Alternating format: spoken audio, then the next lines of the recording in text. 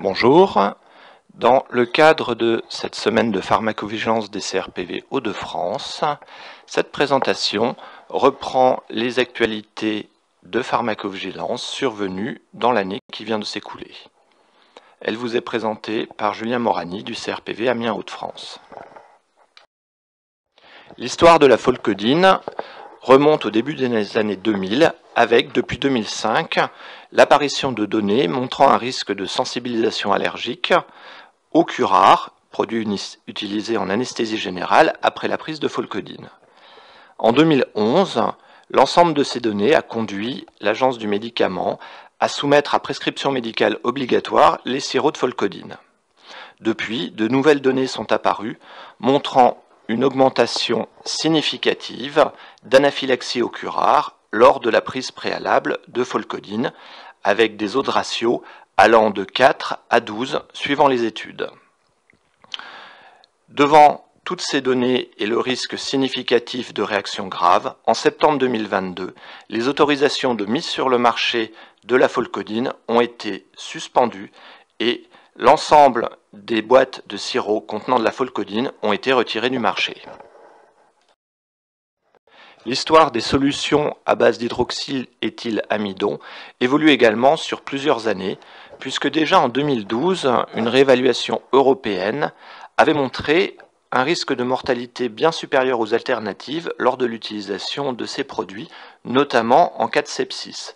Ceci avait conduit en 2013 à une restriction assez sévère de l'utilisation de ces spécialités, puisqu'elles ne devaient plus être utilisées que lorsque les cristalloïdes seuls sont jugés insuffisants.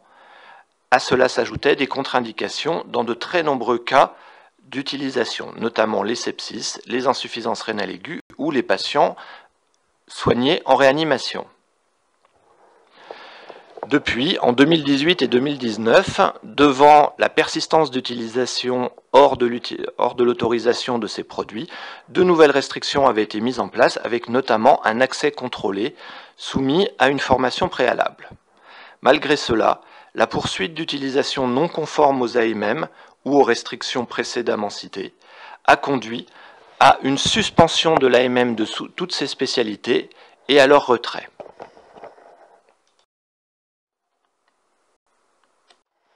Au cours de l'année, l'ANSM a communiqué sur l'usage des médicaments lors de la grossesse, avec une mise au point en particulier concernant 3 antiépileptiques, le valproate, le topiramate et la prégabaline. Le valproate, médicament bien connu pour son risque malformatif, a vu une actualisation de ces données avec une réévaluation de son risque à 11% contre 10,73% précédemment, et un rappel que la polymédication antiépileptique augmente substantiellement le risque malformatif associé au valproate. De même, un ajout au RCP a été fait de données sur la fertilité masculine, avec notamment le risque de diminution de la motilité des spermatozoïdes, généralement réversible à 3 mois de l'arrêt du traitement. En ce qui concerne le topiramate, une nouvelle étude montre, au-delà de son risque malformatif connu, une augmentation du risque de troubles autistiques ou de déficience intellectuelle lors d'une exposition pendant la vie fœtale, ce qui a conduit en juin 2022 à un rappel des conditions d'utilisation chez la femme en âge de procréer sans contraception efficace, en ce sens qu'il ne doit pas être utilisé dans l'épilepsie sauf en cas de nécessité absolue, ne doit pas être utilisé strictement dans la migraine, ni dans toute autre autorisation hors de l'utilisation de l'autorisation de mise sur le marché. En novembre 2022, de nouvelles conditions de prescription ont été mises en place, limitées aux neurologues et aux pédiatres pour les patientes mineures, et une délivrance qui nécessite un accord de soins signé. Ces nouvelles conditions vont être étendues au renouvellement des traitements à partir de mai 2023.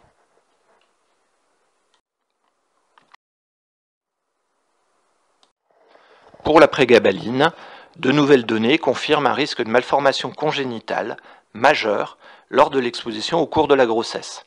Ce risque concerne principalement les systèmes nerveux, urinaires et génitaux, l'œil et les fentes orofaciales. Ainsi, il est recommandé de ne pas prescrire la prégabaline chez une femme enceinte de l'éviter ou d'adapter le traitement chez la femme en âge de procréer, et de s'assurer d'une contraception efficace, le cas échéant.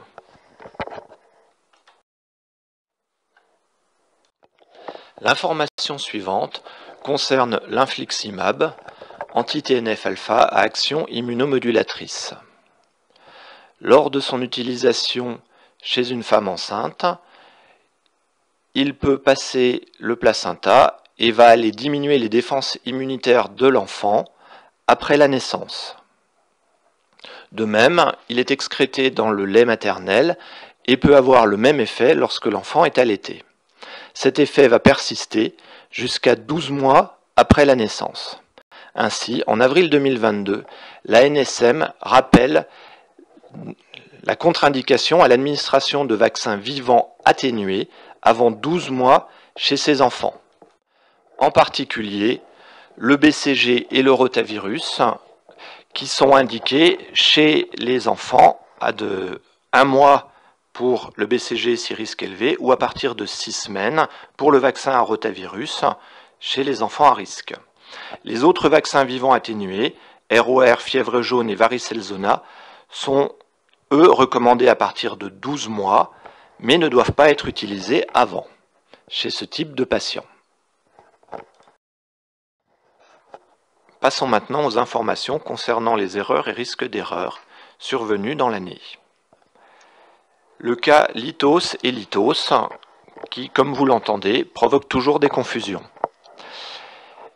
Ainsi, l'ANSM rappelle, devant la persistance de ces cas de confusion, que Lithos LYTOS contient du chlordronate de sodium et est un médicament, alors que Lithos LITHOS contient du citrate de potassium et de magnésium et lui un complément alimentaire. Ces médicaments, à prononciation identique, posologie relativement similaire et orthographe très proche, font fréquemment l'objet de confusion, en particulier lorsque des ordonnances sont peu lisibles. Ainsi, il est rappelé pour les médecins l'obligation de prescription en DCI, ainsi qu'une recommandation d'inscrire le statut des produits, notamment compléments alimentaires, en regard du nom de la spécialité ou de la DCI. Pour les pharmaciens, il faut confirmer absolument auprès du médecin la spécialité ou le complément en cas d'écriture peu lisible et avoir une attention particulière au rangement des commandes lors de leur réception. Parmi les autres informations concernant les risques d'erreur, on retiendra le changement de nom de Clipalcodéiné qui devient Clipal, seul. Ce changement de nom est associé à la suppression d'un excipient à effet notoire, ainsi que la substitution de 2 excipients sans effet notoire. Il est important de prévenir vos patients afin d'éviter un usage simultané de ces 2 spécialités qui contiennent la codéine et le paracétamol dans les mêmes proportions. 300 mg de paracétamol et 25 mg de phosphate de codéine. Une autre information concerne Fluanxol, du Zuclopentixol, dont la seringue d'administration a été modifiée pour passer d'un volume de 1,5 ml à 1,25 ml. Les graduations ont également été modifiées de 60 mg à 50 mg et la graduation est maintenant sur la seringue. Le reste de la composition reste inchangé. Une harmonisation européenne a eu lieu concernant les dispositifs d'administration de la céfuroxime, antibiotique de la famille des céphalosporines, en suspension buvable, avec un changement de graduation de la seringue doseuse qui a impacté notamment la spécialité Zinat, maintenant graduée en millilitres au lieu de kilogrammes de masse corporelle. Il est important de prévenir les prescripteurs afin qu'ils puissent adapter la rédaction de leur ordonnance et pour les pharmaciens de bien réaliser leurs conseils au moment de la délivrance à leurs patients. Des rappels concernant le bon usage du médicament ont également été publiés durant l'année. Le premier concerne le méthotrexate par voie orale, dont on rappelle que la posologie est hebdomadaire et que l'utilisation quotidienne constitue ce que l'on appelle un never event, c'est-à-dire une erreur médicamenteuse qui ne devrait pas survenir. De nombreuses actions depuis plusieurs années ont été réalisées afin de réduire le risque d'usage quotidien. Dans la poursuite de ces actions, a été créée une carte d'information présente dans la boîte du médicament pour le patient, ainsi qu'une brochure à destination des professionnels de santé qui est disponible auprès du laboratoire. Une autre recommandation concerne Balzolène, décongestionnant nasal à base d'huile essentielle, qui, on le rappelle, doit être utilisé par fumigation pour inhalation et non avalé. Il ne s'agit pas d'une solution buvable.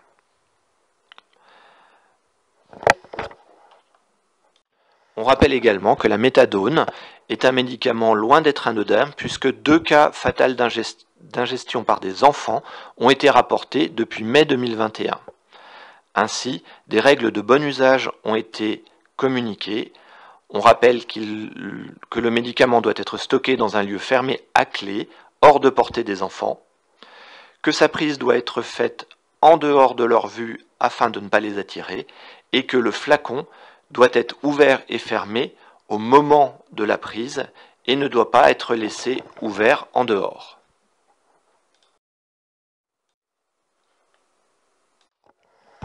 Les vasoconstricteurs, notamment la pseudoéphédrine, utilisés dans le traitement des symptômes du rhume ou de la rhinite allergique, font régulièrement l'objet de mises en garde de la part de l'Agence du médicament. Ainsi, en décembre 2021, un nouveau rappel a été réalisé sur le risque d'accidents vasculaires cérébraux ischémiques et de contre-indications lors de la grossesse, avec la publication d'une fiche d'aide pour les prescripteurs, reprenant les différents items importants à consulter lors de la prescription de ce type de produit, et une fiche pour les patients leur permettant de savoir s'il est possible de prendre le produit ou non. Un nouveau rappel concernant l'utilisation de la colchicine a également été réalisé. La colchicine, utilisée dans les crises de gouttes notamment, est un médicament à la toxicité importante, pouvant être responsable d'intoxications très graves, voire de décès. Il est rappelé l'importance de suivre la posologie recommandée dans le RCP, c'est-à-dire 1 à 2 mg par jour chez les patients sans aucun facteur de risque, sans jamais dépasser 3 mg le premier jour, 2 mg et 1 mg les jours 2 et 3. La dose doit être diminuée chez les patients avec facteur de risque. On rappelle également les contre-indications, notamment en cas d'insuffisance hépatique ou rénale sévère, ainsi que lors d'associations avec la pristinamycine ou les macrolides. Il est également important de surveiller les premiers symptômes d'intoxication qui se manifestent par des troubles digestifs, notamment un type de diarrhée, et doivent conduire à un arrêt immédiat du traitement lors de leur apparition. Ainsi que pour le patient, une consultation rapide pour réévaluation.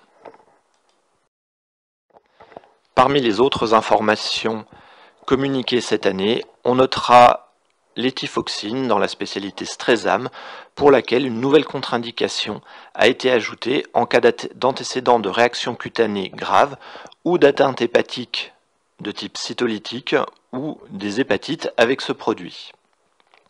Ces réactions ont été rapportées lors de suivi de cette molécule.